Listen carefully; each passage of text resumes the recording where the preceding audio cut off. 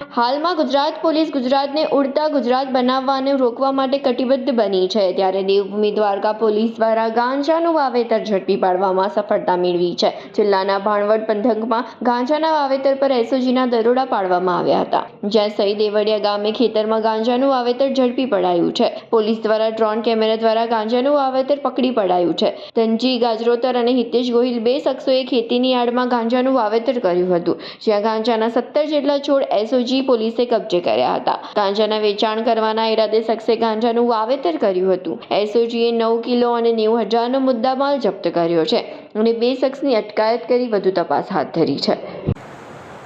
અમારા માનનીય એચએમ સાહેબ અને ડીજી સાહેબનો પોલીસિંગમાં ટેકનોલોજી અને ખાસ કરીને ડ્રોનનો પોલીસિંગમાં વધુમાં વધુ ઉપયોગ થાય એના ઉપર ખાસ એક ભાર રહે છે। એના ભાગરૂપે જિલ્લા પોલીસ દરિયાઈ સુરક્ષા માટે અગાઉમાં આઇલેન્ડની સુરક્ષા બાબતે મોન્સૂન દરમિયાન જ્યારે ગેરકાયદેસર ફિશિંગ ઉપર વોચ રાખવા માટે હોલી, જન્માષ્ટમી અને જે પણ બંધો છે એમાં ડ્રોનના ઉપયોગ પર અમારો ખાસ એક ભાર રાખવામાં આવે છે।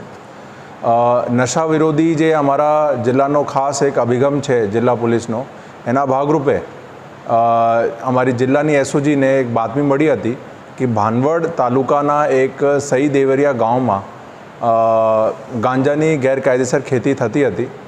એના ભાગરૂપે અમને અહીંયા ડ્રોન સર્વેલન્સ રાખેલું અને એસઓજીની ટીમ પંચો સાથે અહીંયા રેડ કરી। એમાં એ જાણવા મળેલ કે અહીંયા બે જગ્યા એની ખેતી થતી હતી અને જે પછી કાયદેસરની કાર્યવાહી કરવામાં આવેલ, જેમાં ગાંજાના 17 છોડ સીઝ કરવામાં આવેલ, જેની ટોટલ વેટ 9 kg અને ટોટલ વેલ્યુ જે છે એની 90,000 જેટલી છે।